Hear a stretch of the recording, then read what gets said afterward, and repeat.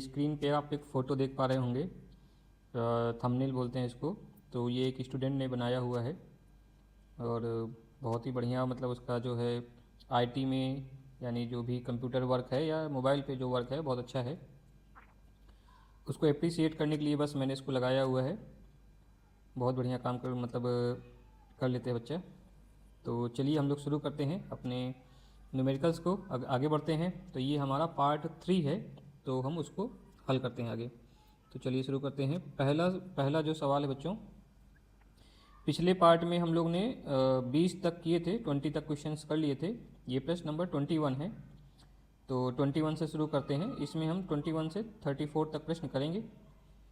तो चलिए देखते हैं। पहला प्रश्न बच्चों इस प्रकार है कि दो तत्व A एवं B मिलकर AB2 एवं AB4 सूत्र वाले दो यौगिक बनाते हैं। 20 ग्राम बेंजीन में घोलने पर, तो हमारे पास जो विलायक है वो 20 ग्राम हो गया बेंजीन, ठीक है। घोलने पर 1 ग्राम AB2 हिमांक को 2.3 केल्विन अवनमित करता है, ठीक है। जबकि 1 ग्राम AB4 से 1.3 केल्विन का अवनमन होता है। बेंजीन के लिए मोलर मास अवनमन स्थिरांक यानी आपको KF का मान दिया हुआ है। तो इसके मतलब ये जो प्रश्न दिया हुआ है इसकी सहायता से हमें जो तत्व A हैं और B हैं इनके द्रव्यमान हमें ज्ञात करने हैं। तो चलिए हल करके देखते हैं। इसमें बच्चों सबसे पहले जो है हम मान लेते हैं कि जो हमारे पास तत्व A है उसका परमाणु भार x है और जो तत्व B है उसका परमाणु भार y है, ठीक है। हमारे पास दो तत्व हैं A और B, तो हमने मान लिया कि जो तत्व A है उसका परमाणु भार x है और जो तत्व B है उसका परमाणु भार y है। आगे बढ़ते हैं। इसके हिसाब से जो AB2 बना हमारा, तो AB2 का जो अणुभार हो जाएगा वो A जो हमने देखा इसमें कि x+2y हो जाएगा, क्योंकि B के जो है इसमें दो परमाणु हैं और A का एक है। इसी प्रकार से AB4 का जो अणुभार हो जाएगा वो x+4y हो जाएगा, क्योंकि इसमें जो A का एक परमाणु है और B के 4 हैं, तो इस वजह से हमने लिखा 4y, ठीक है, क्योंकि B का परमाणु भार y मान रखा है हमने। तो क्रमशः ये AB2 का हम अणुभार प्रयोग करेंगे x+2y और जबकि AB4 का हम प्रयोग करेंगे x+4y। तो हमारा इसमें लक्ष्य है कि हमें x और y का मान ज्ञात करना है। तो आगे जो डेटा दिया हुआ है, जो चीज़ें हमें दी हैं, उनकी मदद से हम x और y के मान ज्ञात करेंगे। तो चलिए देखते हैं। पहली कंडीशन में बोला है, देखिए प्रश्न में, कि 20 ग्राम बेंजीन में, देखिए आपको प्रश्न दिख रहा है सामने, कि 20 ग्राम बेंजीन में 1 ग्राम AB2 घोलने पर जो हिमांक है वो 2.3 यानी डेल्टा TF का मान 2.3 केल्विन अवनमित होगा, ठीक। तो चलिए देखते हैं केस नंबर 1। केस नंबर 1 में हमारे पास विलेय का भार W2 1 ग्राम है, विलायक का भार W1 20 ग्राम है और डेल्टा TF यानी जो अवनमन होता है वो 2.3 केल्विन है और KF का मान प्रश्न में दिया हुआ है, अवनमन स्थिरांक, वो 5.1 है, ठीक है। तो ये हमारी कंडीशन नंबर 1 है। फॉर्मूले में इसको रख देते हैं। तो फॉर्मूला है बच्चों हमारा डेल्टा TF बराबर KF इंटू W2 इंटू 1000 और अपॉन में M2 इंटू W1। तो ये जो हमने ऊपर मान रख रखे हैं सभी के मान आप यहाँ पे बेटा लिख सकते हैं, है ना। तो इन सभी के मान देखिए जो जो हैं रख देते हैं और यहाँ से हमें किसका मान निकालना है, M2 का मान निकालना है, अणुभार का। तो चलिए बढ़ते हैं आगे, M2 का मान ज्ञात करते हैं। यहाँ पे हमने डेल्टा TF रखा है 2.3, KF का मान रखा है 5.1 और W2 1 दिया था, 1000 किया है और अणुभार है x+2y है। देखिए हमने ऊपर लिखा था x+2y अणुभार है, ठीक है। और जो आपको दिया हुआ है W1 वो आपका 20 है। रख के हम x+2y को ज्ञात करेंगे। तो यहाँ पर हमने रखा, अब उनके मान देखते हैं। इसको हल कर लेंगे। जो हल करने के बाद हमारा जो फाइनल जो इक्वेशन बनेगा, समीकरण बनेगा, वो बनेगा x+2y बराबर, ये आपको हल करने पर 110.87। तो हमने इसको बोलते हैं समीकरण नंबर 1। अब दूसरी कंडीशन में AB4 को उन्होंने घोला था, तो AB4 का 1 ग्राम 20 ग्राम बेंजीन में, तो वहाँ पर जो अवनमन हो रहा था वो हो रहा था 1.3 केल्विन। KF का मान वही रहेगा क्योंकि बेंजीन है। इन सभी के मान रख देते हैं। इस बार हमारा AB4 है, तो AB4 के लिए अणुभार हम x+4y रखने वाले हैं, ठीक है। तो x+4y रखा और इसको हल करके जैसे हमने ऊपर एक समीकरण बनाया है x+2y वाला, इसी तरह से नीचे हम अब x+4y का समीकरण बनाएंगे। तो इसको पक्षांतर किया, हल किया, तो x प्लस 4y बराबर बच्चों आ गया हमारा ये 510/2.6, और इसको हल कर लिया तो ये हमारा बन गया समीकरण नंबर 2। अब देखिए हमारे पास दो समीकरण बन गए हैं, समीकरण नंबर 1 और 2, तो दोनों को हल कर लेंगे दोनों को, और x और y के मान हमें आसानी से ज्ञात हो जाएंगे। तो हम ऐसा करते हैं, समीकरण नंबर 2 में से समीकरण नंबर 1 को घटा देते हैं, तो x कट जाएगा और 4y से 2y घट जाएगा। तो जब हम इसको घटा देंगे बेटा तो देखिए क्या मिलेगा हमें, हमने x प्लस 4y जो समीकरण नंबर 2 बनाया था हमने, उससे समीकरण नंबर 1 घटा दिया, तो 4y में से 2y घटाए 2y बचे, और इसका मान हल किया तो y का मान आ गया हमारा 42.64 ग्राम पर मोल, है ना। अब जैसे ही y का मान हमें ज्ञात हो गया तो y का मान किसी भी एक समीकरण में रख देंगे तो x का मान मिल जाएगा। तो समीकरण नंबर 1 में हम रख देते हैं, वो छोटा सा थोड़ा, तो y आप किसी में भी रख सकते हैं। तो y का मान हमने समीकरण नंबर 1 में रख दिया, तो जैसे ही हमने 1 नंबर में रखा तो हमारा जो x का मान है वो ज्ञात हो गया। तो इस तरह से हम x और y के मान ज्ञात कर लिए हमने, तत्व a और b के मान। इसी तरह से जैसे इसमें तत्व a हमारा x है और तत्व b हमारा y है ना। तो जो a तत्व है उसका द्रव्यमान 25.58 आया है कैलकुलेशन के बाद, और जो तत्व b है उसका जो कैलकुलेशन के बाद हमारा आया है 42.64। तो इस तरह से हम समीकरण को हल करके ज्ञात करेंगे। तो इसमें बहुत कठिन नहीं था, इसमें में जो बेसिक फार्मूला है हमारा जो आपका अवनमन वाला है ना, हिमांक का अवनमन, तो डेल्टा TF बराबर KF इंटू जो मोललता लिखते हैं, बस वही सूत्र में रख देना है। मोललता में जहाँ पे हम अणुभार का प्रयोग करते हैं वहाँ पर x प्लस 2y एक बार रखना है और दूसरी बार x प्लस 4y रख के हल कर लेना है। ठीक है, तो ये हो गया हमारा समीकरण नंबर जो है, हल करने के बाद हमें ये मिल गया उत्तर इसका। ठीक, तो ये क्वेश्चन हमारा कंप्लीट हो गया। चलिए हम चलते हैं अगले प्रश्न की ओर, प्रश्न नंबर जो है 22। तो 21 हो गया, इसका उत्तर आ गया। अब प्रश्न नंबर 22 की ओर चला जाए, 22 की ओर।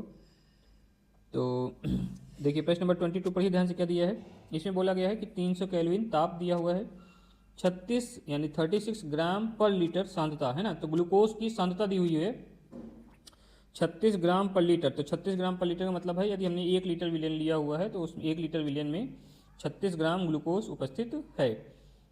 अब ये बोला गया है आगे कि इसका परासरण दाब दिया है 4.98 बार, यानी जो हमारा ये पहला वाला विलेन दिया हुआ है उसका परासरण दाब हमें दिया है 4.98 बार।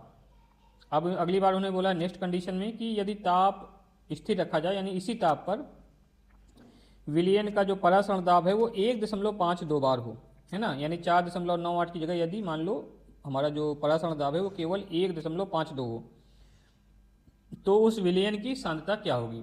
ठीक है, तो एक बार सांद्रता दी है, अगली बार आपसे पूछी है, तो ये बहुत ही आसान सा प्रश्न है। चलिए आइए देखते हैं। ठीक है, तो ये प्रश्न हमारा कंप्लीट हो गया था, इसके आगे चलते हैं हम। तो देखिए प्रश्न में हमें क्या क्या दिया हुआ था, टेम्परेचर दिया हुआ था आपको 300 केल्विन टेम्परेचर दिया हुआ था, और W/V सांद्रता दी थी 36 ग्राम पर लीटर, ये लीटर में दी हुई है, ध्यान रखिए। तो हमें ऊपर 1000 का गुणा करने की आवश्यकता नहीं पड़ेगी। ग्लूकोज है तो उसका जो अणुभार है 180 हो जाएगा ग्लूकोज का। ऑस्मोटिक प्रेशर पाई दिया हुआ है आपको 4.98 बार। ठीक है, सारे मान हम इसमें रख देते हैं। तो हमने फॉर्मूला अप्लाई किया, पाई बराबर CRT, सी हो गया आपका द्रव्यमान बटे उसका अणुभार। ठीक है, और इंटू आयतन लीटर में दिया हुआ है तो 1000 गुणा करने की आवश्यकता नहीं है, R इंटू टी। ठीक, तो ये हमने सारी वैल्यूज पुट कर दी, वहाँ पे रख दिया। तो हमने परासरण दाब रख दिया 4.98, और W/V का मान 36 हो गया। अणुभार जो है ये M2 जो है 180, R का मान रख दिया वैसे ही, R रख दिया, और T हमें 300 केल्विन दिया हुआ था। अब अगला बोला है सेकेंड कंडीशन में इसी ताप पर हमारा जो परासरण दाब यानी पाई का मान है वो 1.58 हो जाए बच्चों, है ना। तो 1.58 बार यदि हमारा परासरण दाब हो जाए तो W/V का मान इसमें हमसे पूछा गया कि W/V का मान क्या होगा, ये आप बताइए।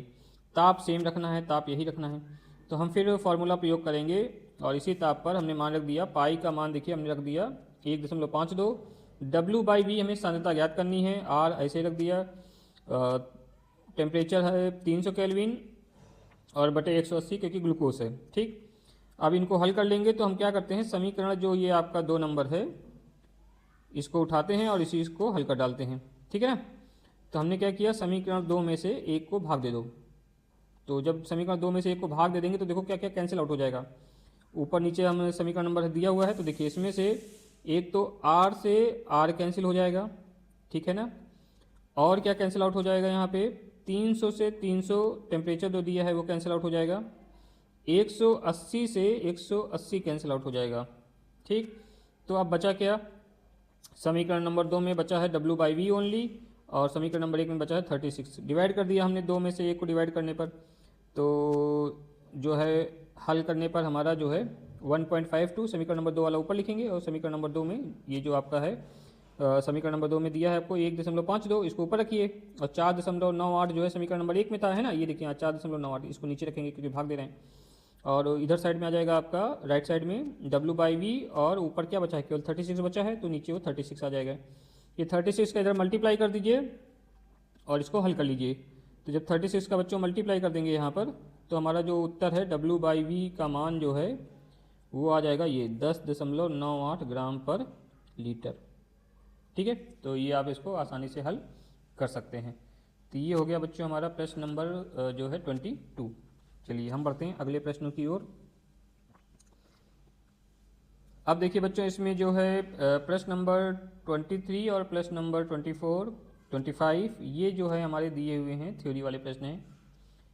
इसको मैं शॉर्ट फॉर्म में आपको थोड़ा सा बताने का प्रयास करता हूँ।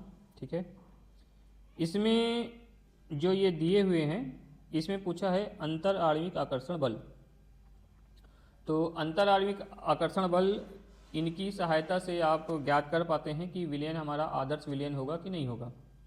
ठीक है, जैसे पहला एग्जाम्पल आपको दिया है नॉर्मल हेक्सेन व नॉर्मल ऑक्टेन, तो ये एक आदर्श विलयन बनाता है, क्योंकि नॉर्मल हेक्सेन में जो आपके अंतर आणविक आकर्षण बल है, वही आपके नॉर्मल ऑक्टेन में भी अंतर आणविक आकर्षण बल है, दोनों में सेम है। इस वजह से ये जो है आपका आदर्श विलयन बनाते हैं। ठीक, तो इनके बीच में जो कौन कौन से आकर्षण बल हैं, तो इसमें हम बच्चों बोलते हैं कि सबसे पहला जो हमारा महत्वपूर्ण आकर्षण बल है जो हम पढ़ते हैं, जिसमें आपका हाइड्रोजन बॉन्ड है पहला, है ना, हाइड्रोजन बॉन्ड, यानी जिसमें भी आपका हाइड्रोजन जो है ऑक्सीजन से या नाइट्रोजन से या फ्लोरीन से जुड़ा होगा, वहाँ पर हाइड्रोजन बंध कार्य करता है। ठीक है ना। उसके बाद दूसरा इसमें महत्वपूर्ण है डाइपोल डाइपोल, यानी द्विध्रुव वाला जो आकर्षण बल होता है, जिसमें जो तत्व है, एक तत्व दूसरे तत्व से जो अधिक विद्युत ऋणात्मक तत्व है उससे जब जुड़ा होता है तो उसको हम बोलते हैं। ठीक, फिर द्विध्रुव के बाद फिर हमारा जो आ जाता है डिस्पर्सन फोर्स, जिसमें ये आपके आ जाते हैं नॉर्मल हेक्सेन नॉर्मल ऑक्टेन वाले। ठीक है ना, तो इस तरह से आप इनको बताते हैं। अब इसके बाद जैसे 24 नंबर का प्रश्न है, इसमें बोला है कि विलायक आकर्षण के आधार पर निम्नलिखित को नॉर्मल ऑक्टेन के विलेयता के क्रम में व्यवस्थित कीजिए। तो ये आप बिल्कुल वैसे ही इसमें लाइक डिजॉल्व लाइक, है ना, यानी समान समान में विलय, लाइक डिजॉल्व लाइक वाला कॉन्सेप्ट यहाँ पे होगा। नॉर्मल ऑक्टेन हमारा जो है वो अध्रुवी है, नॉन पोलर है, तो जो नॉन पोलर होगा वो आसानी से विलय होगा, और जो आपका पोलर होगा उसकी विलेयता इसमें कम होगी। ठीक है ना, तो इस तरह से आप इसको पहचान सकते हैं। एक बार आप प्रयास करिए इसमें। फिर इसके बाद 25 नंबर का प्रश्न है कि पहचानिए कि निम्नलिखित यौगिक में कौन से जल में अत्यधिक विलेय हैं, कौन से आंशिक रूप से विलेय हैं और कौन से अविलेय हैं। तो जल हमारा पोलर है, तो जो जल के साथ हाइड्रोजन आबंध बनाएगा वो जल में विलेय होगा, और जो हाइड्रोजन आबंध नहीं बनाएगा वो उसमें अविलेय होगा। ठीक है ना, जो जल के साथ जो है हाइड्रोजन आबंध बनाएंगे वो क्या हो जाएंगे, विलेय हो जाएंगे। ठीक, और जो हाइड्रोजन आबंध नहीं बनाएगा वो अविलेय हो जाएगा। तो चलिए, ये प्रश्न नंबर 25 भी थ्योरी वाले प्रश्न है ये। तो हम चलते हैं न्यूमेरिकल में प्रश्न नंबर 26 में। अब इसमें प्रश्न नंबर 26 में ये दिया हुआ है कि यदि किसी झील के जल का घनत्व 1.25, यानी घनत्व दिया हुआ है आपको, और बोला गया है कि इसमें 92 ग्राम सोडियम आयन है प्रति किलो जल। ठीक है ना, तो यहाँ पर यदि आप 1 किलो जल लेंगे तो 1 किलो में 92 ग्राम 92 ग्राम सोडियम है, तो इसकी मोलरता हमें ज्ञात करनी है। ठीक है ना, मोलरता ज्ञात करने के लिए हमें घनत्व दिया हुआ है। तो प्रश्न में बच्चों दिया हुआ है जल का घनत्व, और विलयन दिया हुआ है हमें 1 किलोग्राम। ठीक, तो चलिए जरा हम आयतन ज्ञात कर लेंगे इससे। तो पहले है जल का घनत्व दिया हुआ है 1.25 ग्राम पर ml, जो है ये जल का घनत्व दिया हुआ है। ठीक है, फिर विलेय का जो है दिया हुआ है 92 ग्राम सोडियम आयन प्रति किलो में है, 1 kg लेंगे तो इसका मतलब विलयन का आयतन जब निकालेंगे तो 1 किलो भार बटे डिवाइड बाई जो घनत्व है 1.25, तो यहाँ से हमें प्राप्त होगा विलयन का आयतन। ठीक है ना, तो इसको डिवाइड कर लिया तो विलयन का आयतन हमारा 800 ml आ गया। अब यहाँ पे मोलरता का हमारा जो सूत्र है वो रख देंगे। तो मोलरता बराबर बच्चों यहाँ पर आप फार्मूला पता ही आप सभी को क्या होता है, W2 गुणते 1000 बटे M2 इंटू वी। तो सभी मान रख देते हैं। W2 का 92 है, 1000 गुणा कर देंगे। सोडियम का जो परमाणु भार होता है वो 23 होता है और हमारा आयतन जो निकल के आया है वो 800 ml है ना। तो इन मानों को हम रख देते हैं इसमें। जब मान रख देंगे बेटा तो हमारा ये उत्तर आ जाता है। मोलरता इसका कैपिटल M जो है वो आ जाता है 5 मोल प्रति लीटर। ठीक है, तो इसको आप आसानी से हल कर सकते हैं, बहुत कठिन नहीं है ये। देखिए जैसे ये यहाँ पर हम जो है 2 जीरो से 2 जीरो काट सकते हैं। ये 23 ये आपका 4 टाइम्स जाएगा 92 हो जाता है और ये 4 को 8 से काट देंगे तो ये 2 टाइम्स आ जाएगा और 2 का 10 में डिवाइड करेंगे तो 5 आ जाएगा। तो आसान सा कैलकुलेशन है इसका। तो ये हमारा हो गया क्वेश्चन नंबर जो है 26। चलिए हम बढ़ते हैं अगले प्रश्नों की ओर। तो हम अगले उसमें आ जाते हैं सेक्शन में। अब दिया है हमारा अगला प्रश्न, प्रश्न नंबर 27। ये प्रश्न जो है हमारा कक्षा 11 में जो आपने चैप्टर पढ़ा है आयनिक इक्विलिब्रियम या केमिकल इक्विलिब्रियम है ना, तो उससे उस पर ये आधारित है, आयनिक इक्विलिब्रियम से। इसमें विलेयता गुणनफल हम KSP का प्रयोग करते हैं। विलेयता गुणनफल KSP और जो बराबर हो जाएगा इसके, जैसे हमारे पास एक क्यूप्रिक सल्फाइड दिया हुआ है CuS दिया हुआ है, तो वहाँ पर उसकी जो सॉल्युबिलिटी होगी उसके वर्ग के बराबर KSP आता है। आइए चलिए हल करते हैं इसको। तो प्रश्न में दिया है बच्चों हमें कि CuS यानी क्यूप्रिक सल्फाइड का विलेयता गुणनफल यानी KSP का मान दिया हुआ है। हम मान लेते हैं कि जो इसकी मोलरता है, मतलब जो विलेयता है वो आपकी X है। तो इसका मतलब हमारे पास KSP का फॉर्मूला जो हम लिखेंगे KSP बराबर Cu2 प्लस और इंटू सल्फाइड आयन। अब इसकी विलेयता X है तो हमने इसकी जगह X रख दिया, तो KSP का मान रख दिया 6 × 10⁻16 और कॉपर प्लस, जैसे मान लीजिए इसमें मोलरता मतलब हम ऐसा बोल सकते हैं कि जैसे हमने क्यूप्रिक सल्फाइड को डिसॉल्व किया तो जितने क्यूप्रिक आयन होंगे उतने ही सल्फाइड आयन होंगे, दोनों बराबर होंगे है ना। जैसे आप सपोज करिए आपने उसमें एक NaCl डाल दिया, तो आपने NaCl का मान लीजिए एक अणु डाला तो एक Na होगा एक Cl होगा। यदि आप 2 अणु NaCl के डालेंगे तो 2 Na होंगे 2 Cl होंगे है ना। तो जितने Na होंगे जितने पॉजिटिव होंगे उतने ही निगेटिव होंगे। उसी प्रकार से इसमें भी जैसे हमारे पास एक क्यूप्रिक सल्फाइड है CuS है, तो जितने कॉपर आयन होंगे उतने ही आपके सल्फाइड आयन होंगे, दोनों की संख्या बराबर होगी। इस वजह से हमने X और X दोनों को मान लिया है। अब यहाँ पर हल करेंगे, इसको हल करके हम X का मान निकाल लेंगे, तो जिससे हमें पता चल जाएगा वहाँ पर कि उसकी कितनी आपकी विलेयता रहेगी। ठीक है, तो यहाँ पर X का मान हल करेंगे। हल करने के बाद हमारा जो उत्तर आया है वो है X बराबर 2.45 × 10⁻⁻8 मोल पर लीटर। तो आप देख सकते हैं कि ये सांद्रता बहुत कम है, 2.45 × 10⁻⁻8 है। तो ये आपका इसकी विलेयता यानी कॉपर जो है, कॉपर सल्फाइड जो है वो जो वाटर में जिसमें विलय कर रहे हैं उसमें बहुत कम मात्रा में ये डिजॉल्व होता है, बहुत कम मात्रा में विलय होता है। ठीक है, चलिए बच्चों हम चलते हैं अगले प्रश्न की ओर। अब देखिए बच्चों अगला प्रश्न दिया है प्रश्न नंबर 28 जो दिया हुआ है।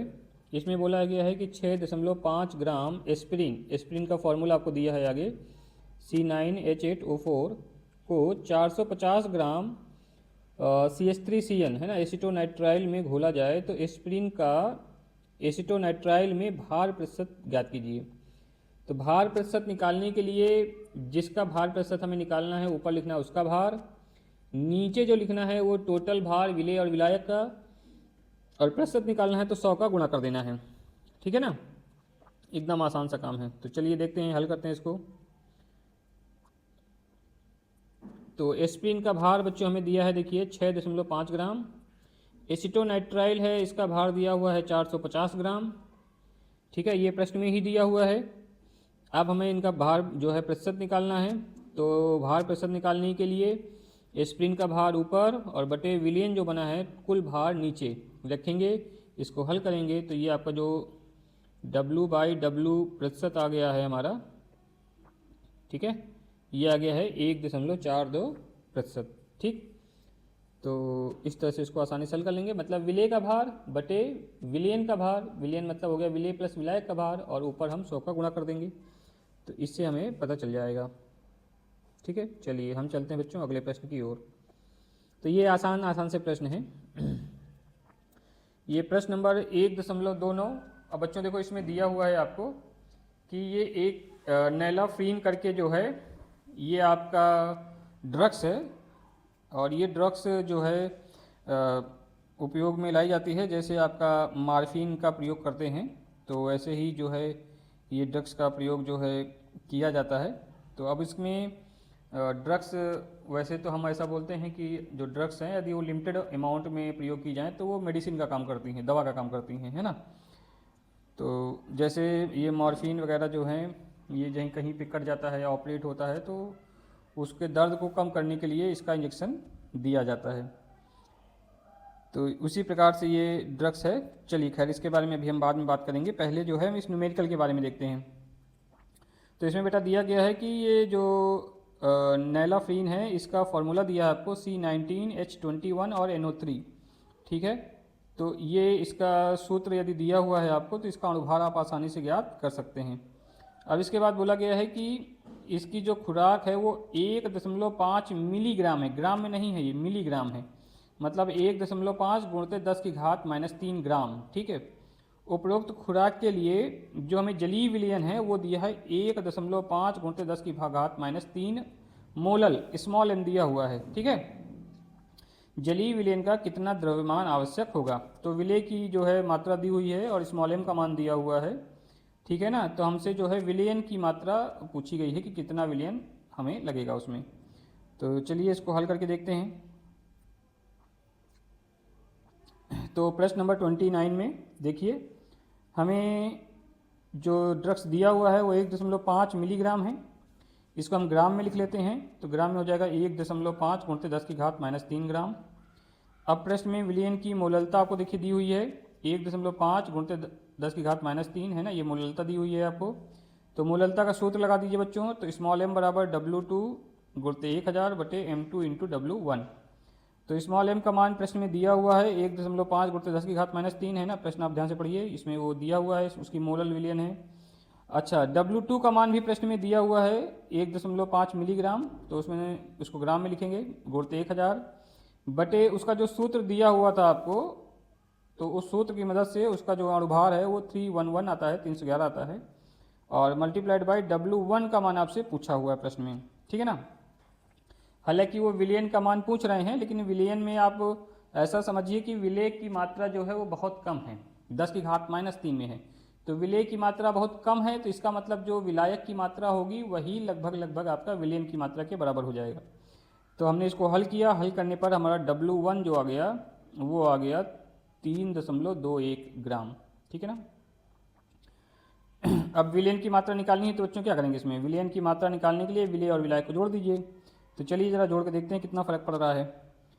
तो विलयन की मात्रा निकालने के लिए जो है हमने W1 का मान रखा 3.21, W2 का मान रख दिया, दोनों को जोड़ दिया। तो ये देखो, ये वैल्यू दशमलव में छोटी है ना एकदम, तो जब आप जोड़ेंगे तो लगभग मान जो है वो 3.21 विलयन में जो विलायक की मात्रा है उसके बराबर ही आ रहा है। आप हल करके इसको देखिए, क्योंकि ये दशमलव के बाद की संख्या जाएगा तो उसका कोई मतलब नहीं है।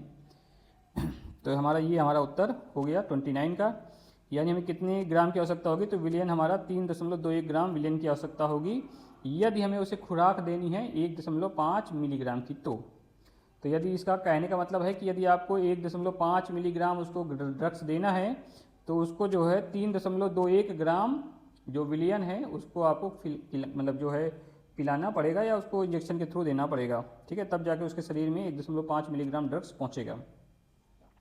तो ये हो गया आपका प्रश्न नंबर 29। अब चलिए हम बच्चों चलते हैं प्रश्न नंबर 30 की ओर। चलिए देखते हैं प्रश्न नंबर 30 क्या है।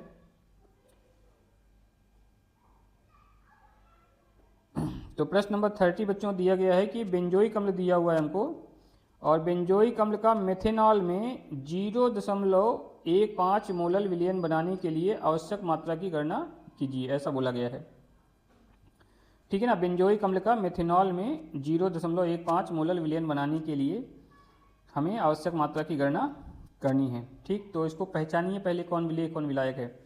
तो इसमें बोला गया है बेंजोइक अम्ल का मेथेनॉल में, है ना, तो बेंजोइक अम्ल हमारा हो गया विलय और मेथेनॉल हो गया हमारा विलायक, ठीक है ना। तो चलिए करते हैं प्रश्न नंबर 30। तो स्मॉल m बराबर बच्चों ने लिखा W2 गुणित 1000 बटे M2 इंटू W1, ठीक। अब हमें प्रश्न में वैसा कुछ दिया नहीं था, तो हम मान लेते हैं कि हमें विलयन 1 किलोग्राम बनाना है। तो मोललता प्रश्न में दी थी 0.15। W2 का मान आपको ज्ञात करना है। बेंजोइक अम्ल के लिए अणुभार हमने निकाल लिया, 122 आ रहा है। हल कर लिया इसको, तो W2 यानी विलेय का भार जो आ रहा है W2 वो आ रहा है 18.3 ग्राम प्रति केजी। ठीक है, यानी 1 किलोग्राम यदि आपको लेंगे तो 1 किलोग्राम विलायक में आपको जो है 18.3 ग्राम विलेय पदार्थ मिलाना पड़ेगा, यानी बेंजोइक एसिड मिलाना पड़ेगा, तब जाके ये प्रिपेयर होगा। ठीक, बेंजोइक एसिड का बच्चों हमारा सूत्र जो होता है वो बेंजीन के ऊपर COOH, ये हमारा बेंजोइक एसिड का सूत्र है, या इसको आप ऐसे लिखते हैं C6H5 और COOH। तो इसका आप जो है निकाल सकते हैं। देखिए ये जो बेंजीन के लिए जो हम लिखते हैं, तो ये C6H5 यानी हो गया 72 + 5 और कार्बन अगेन है तो 12 प्लस ये हो गया आपका ऑक्सीजन का 32 और प्लस आपका 1, तो ये टोटल जोड़ के जो है ये आपका 122 आता है। ठीक, तो ये बेंजोइक एसिड आप इस तरह से निकाल सकते हैं। आई बात समझ में? चलिए हम चलते हैं आगे। ये हो गया प्रश्न नंबर 30। अब हम आगे बढ़ते हैं 31 पे चलते हैं।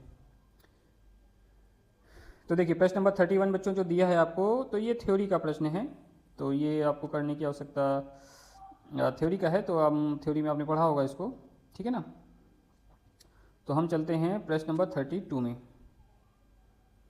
फिर भी मैं इसमें जो है आपको एक हिंट दे देता हूँ। जैसे इसमें दिया है एसिटिक अम्ल, ट्राइक्लोरो एसिटिक अम्ल और ट्राइफ्लोरो एसिटिक अम्ल, 3 दिए हुए हैं।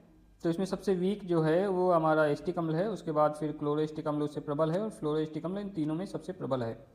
तो जितना ज़्यादा हमारा एसिटिक अम्ल प्रबल होगा उसके लिए हमारे पास आई का मान उतना अधिक होगा, यानी वियोजन की मात्रा उतनी अधिक होगी, तो उनके लिए हिमांक में जो अवनमन होगा उतना अधिक होगा।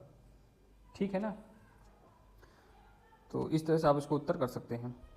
चलिए हम आ जाते हैं बच्चों कौन से प्रश्न में चलते हैं। हम चलते हैं प्रश्न नंबर जो है 32। देखिए ये जो 32 नंबर प्रश्न है ये महत्वपूर्ण है, इम्पॉर्टेंट है और काफ़ी बड़ा भी है प्रश्न, क्योंकि इसमें जो है कक्षा 11 की भी चीज़ें आपसे पूछी जाएंगी। इस प्रश्न में 32 नंबर में 12 और 11 दोनों का मिला के कॉन्सेप्ट है, और ये 2 चैप्टरों का कॉन्सेप्ट मिला के एक चैप्टर में प्रश्न है। एक इसमें से कॉन्सेप्ट आपका लगता है आयनिक इक्विलिब्रियम वाला, जिसे आप आयनिक साम्य चैप्टर आपने पढ़ा है उसमें का है ये, ठीक है ना। तो उसकी थ्योरी और प्लस विलयन की थ्योरी दोनों को मिला के प्रश्न बनाया गया है ये। तो प्रश्न बड़ा है, थोड़ा सा धैर्य से हम लोग इसको हल करते हैं। देखिए इसमें जो ये दिया है आपको ब्यूटेनोइक एसिड है, 2 क्लोरो ब्यूटेनोइक एसिड, इसके 10 ग्राम लिए गए हैं। 10 ग्राम को 250 ग्राम जल में मिलाने पर हिमांक में अवनमन को परिकलित कीजिए। ठीक है, तो ये विद्युत अपघट्य है, आयनों में टूट रहा है, तो इसकी वजह से ये जो प्रश्न है वो इंपॉर्टेंट हो जाता है। इसमें जो वियोजन स्थिरांक है वो दिया हुआ है आपको, और KF का मान दिया हुआ है। वियोजन स्थिरांक को हम K से प्रदर्शित करते हैं, तो ये वियोजन स्थिरांक आपको बताएगा कि कितनी वियोजन हुआ है, कितना वियोजन की मात्रा है इसमें, ठीक है ना। तो वहाँ से अल्फा ज्ञात करेंगे, आइए देखते हैं। तो बच्चों चलिए सबसे पहले हम जो है इसमें लिखते हैं कि ये कितना दिया हुआ है आपको। तो जो आपको 2 क्लोरो ब्यूटेनोइक अम्ल है प्रश्न में ये दिया है आपको 10 ग्राम, ठीक है। और जो विलायक है प्रश्न में देखिए विलायक आपको 250 ग्राम दिया हुआ है, और हमसे डेल्टा TF का मान पूछा है प्रश्न में।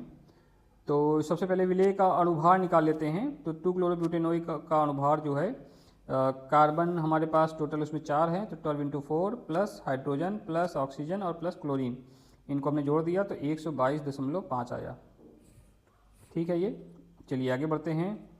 अब हम इसका जो है मोललता निकाल लेते हैं। तो मोललता का सूत्र रख दिया हमने W2 × 1000/M2 × W1। जो हमें मान जो दिए गए हैं सारे मान हम प्लेस कर देते हैं इसमें, तो स्मॉल m पता चल गया। ठीक है, तो ये आ गया हमारा स्मॉल m, इसको हल कर लिया हमने।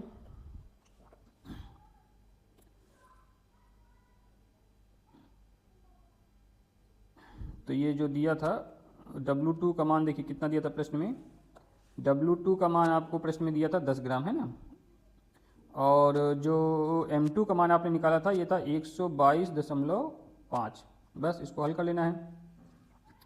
ये आपका 4 टाइम्स जाएगा ऊपर, और ये आपका 40 हो जाएगा। 40 जो है डिवाइड बाई 122.5, तो ये आपका आ जाएगा 0.326। ठीक है, तो ये आपको स्वयं हल करके देख लेना है। तो ये मोलल आ गया हमारे पास। अब इसमें देखिए आगे, अब हम यहाँ से ज्ञात करेंगे बच्चों कि हमारे पास ये जो दिया हुआ है 2-क्लोरोब्यूटेनोइक एसिड, ठीक है, तो देखिए कितने आयन में टूट रहा है, 2 आयनों में टूट रहा है ना। अब यहाँ पर हम फॉर्मूला इस्तेमाल करेंगे Ka बराबर C⁴ - ठीक। तो Ka का मान हमने देखा था कि काफ़ी जो कम दिया हुआ है, तो Ka का मान कम होने की वजह से हम अल्फ़ा को 1 के सापेक्ष में निगलेक्ट कर देते हैं, यानी 1 - अल्फ़ा नियरली इक्वल टू 1 हो जाएगा।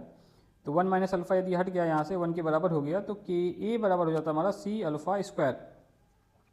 अब Ka का मान प्रश्न में दिया हुआ है वो रख देंगे C, यानी इसकी जो सांद्रता है C या जो इसकी मोलरता है, मोललता, ये हमने ऊपर कैलकुलेट कर चुके हैं, ठीक है ना। तो वो मान रख देंगे, तो यहाँ से हमें अल्फ़ा का मान पता चल जाएगा। तो रखते हैं इनके मान, Ka का मान रख देते हैं, C का मान रख देते हैं। तो Ka का मान रख दिया, C का मान रख दिया, अल्फ़ा को निकाल लिया हमने, तो अल्फ़ा बराबर स्क्वायर रूट ये वैल्यू आ गई। तो इसको हल किया तो अल्फ़ा बराबर आ गया हमारा 0.065। तो ये हमारा अल्फ़ा का मान आ गया, यानी वियोजन की मात्रा आ गई कि कितना हमारा 2-क्लोरोब्यूटेनोइक अम्ल कितना वियोजित हुआ है। तो ये आपकी आ गई वियोजन की मात्रा, ठीक है ना।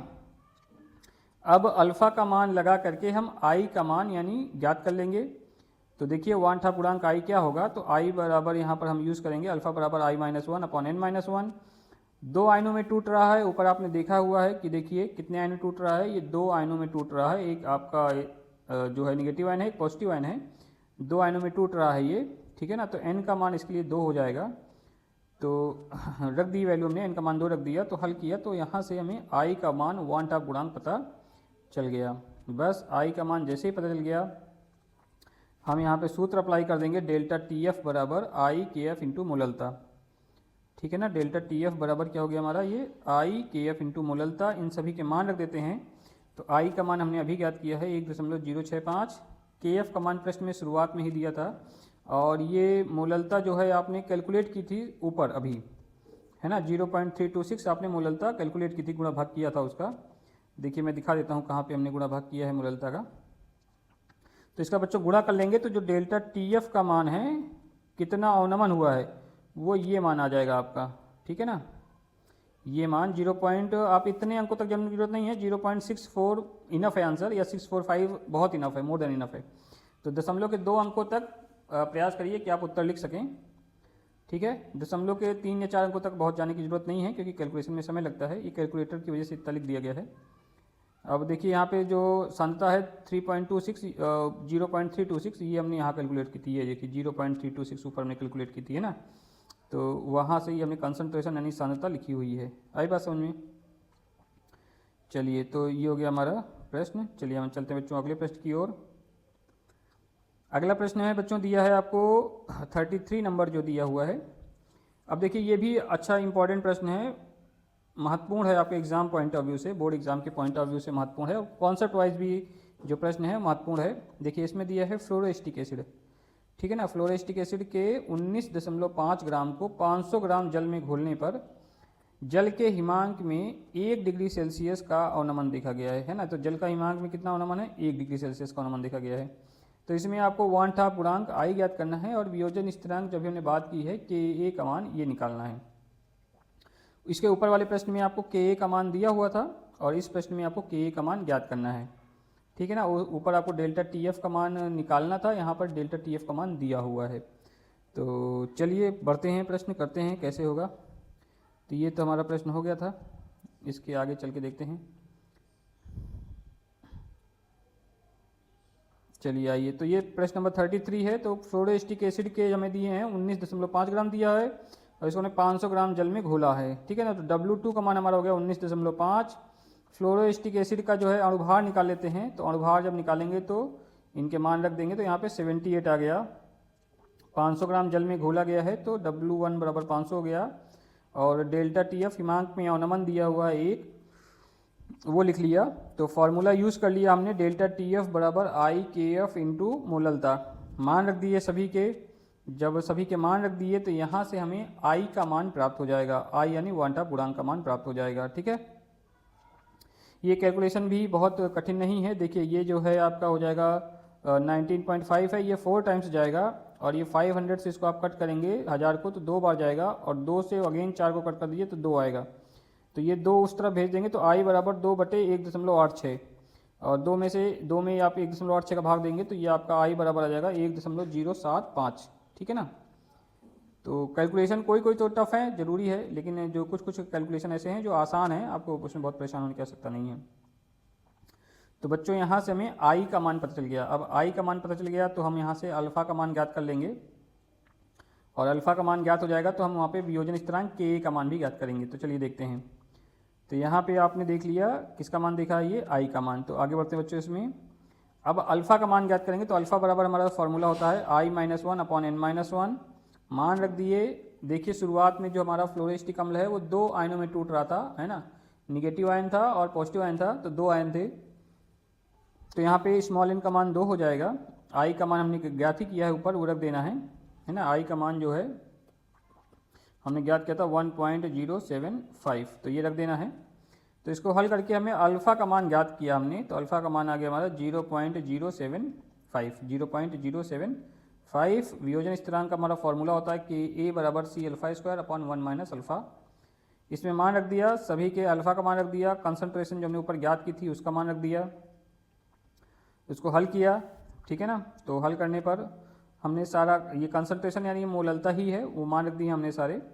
मोल मान रखने के बाद हल किया तो यहाँ से कैलकुलेशन ये थोड़ा सा बड़ा है लेकिन इतना कठिन नहीं है। जैसे देखो ये 500 से आप 1000 कट करेंगे तो यहाँ पे ये आपका 2 आ जाएगा, और ये 19.5 को ये 4 आ जाएगा, तो ये 1/4 मतलब 1/2 बचेगा, है ना, यानी 0.5, और बाकी इसका वर्क करके नीचे माइनस करके घटा देंगे तो a का मान हमें ये प्राप्त हो जाएगा। तो ये आपको न्यूमेरिकल का जो सॉल्यूशन है ये गुणा भाग अपने से करके देखना है कि ये उत्तर सही आ रहा है कि नहीं सही आ रहा है। ठीक है ना। तो इस तरह से हमारा ये क्या ज्ञात हो गया कि वियोजन स्थिरांक का मान ज्ञात हो गया। तो यही हमसे प्रश्न में पूछा था कि वियोजन स्थिरांक का मान ज्ञात करिए, है ना। देखिए प्रश्न में क्या पूछा गया था। प्रश्न में पूछा गया था कि जो हिमांक में होने वाला अवनमन परिकलित कीजिए।